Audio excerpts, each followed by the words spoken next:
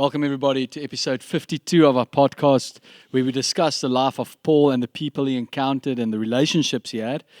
And Gerald, we were just saying this is not really a relationship that he had, but this was someone that he encountered, or someone actually that encountered Paul during his life here on earth and while he was in prison. That's right, Caesarea. And in that exact place. It looks beautiful. It looks like the Campsbell of South Africa.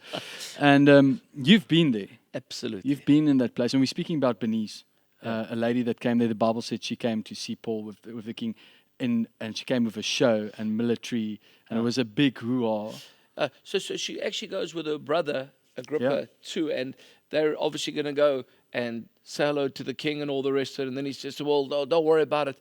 Tomorrow there's a hearing. And if you go and read it actually out in Acts 25:23, the Bible says, and the next day Agrippa and Bernice came to the meeting with great show. Now, I'll speak a little bit about that. Acting like they were very important people. They entered the room with military leaders and important men of the city. Festus ordered the soldiers to bring Paul in. So Agrippa is actually going to go visit Festus, but obviously his sister's gone along. Yeah. She might have had two other sisters, but we don't need to talk about that right now. But she's obviously there with her brother. And interesting, she's not so important. So she's putting up a show. But she's putting up a show. And now, when you understand the area of Caesarea and you understand Festus, remember they had where they used to have all the horse racing, if you like, with all the chariots. They used to run around in a circle there. And then people would shout, faster, faster, faster. And then chariots would break and people would die. Or they'd leave people out in those areas and they'd let lions loose. Sure.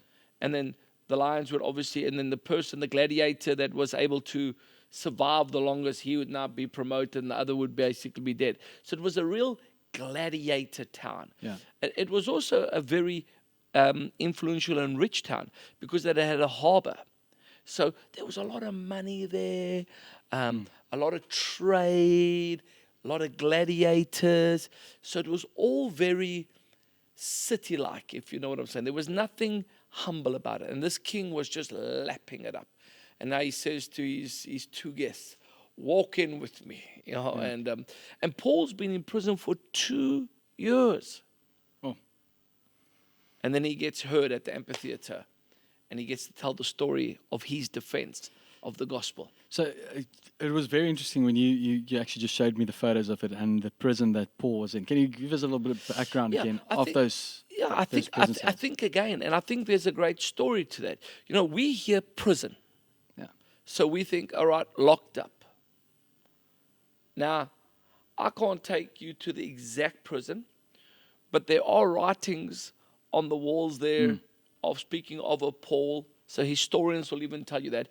But interesting, they had different kinds of prisons. But one of the prisons that you would see is, remember they had all these caves. Yeah. And if you had a cave, you had a rock, very much like our beaches, it might be that water is pulled back to an extent. And so now you've got this hole.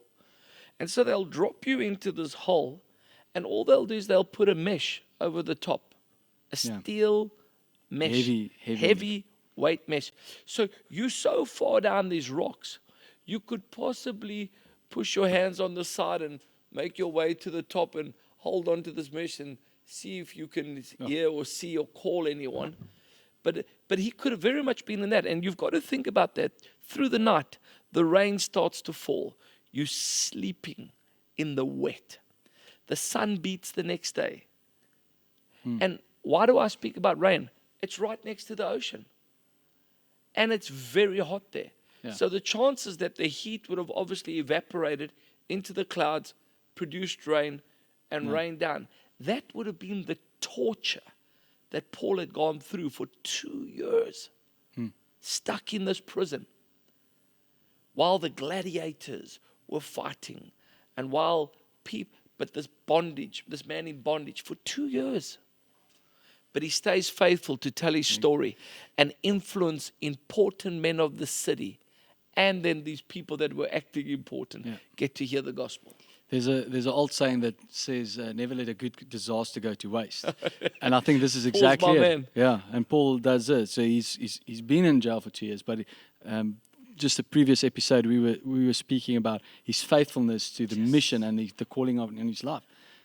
You're right, Potter. And I think we got to learn that from Paul. Yeah. Paul, he could have got out there 2 years. 2 years, Raina. You don't think 2 years is a long time to sit No, in it's a not. hole? A hole. Imagine you guys leaving me for 2 days in a hole. I'll make a plan. Yeah. But what do? Gary's in this hole. You can't come up. They're dropping your food from the top. You have to grab what you got to grab. That, you're trying to find shade in one of those little cavities. But he doesn't lose the hope of Christ.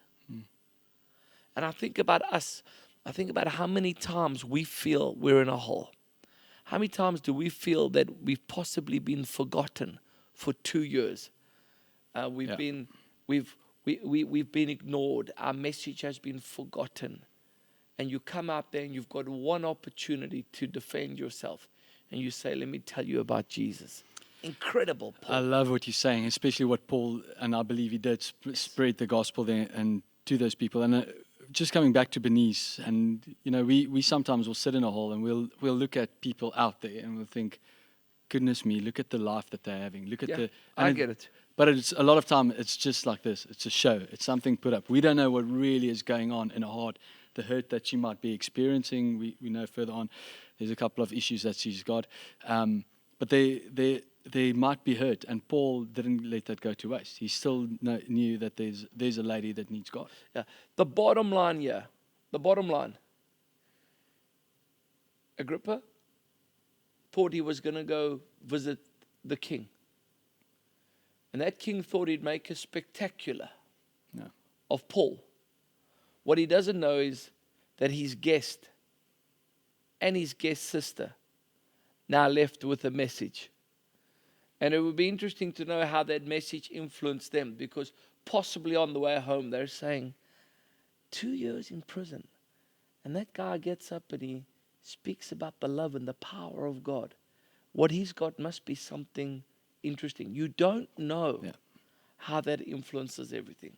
It's very cool. Yeah. Paul is an exceptional individual. Yeah, and I love what you're saying. I think there's been a lot of times in my life as well where you actually shared your faith with someone, and you'll never know what impact it has in their life. But that shouldn't stop us from sharing it and planting that good seed. Yeah. Come out of your hole, even if you were there unfairly, and tell of the story of His grace.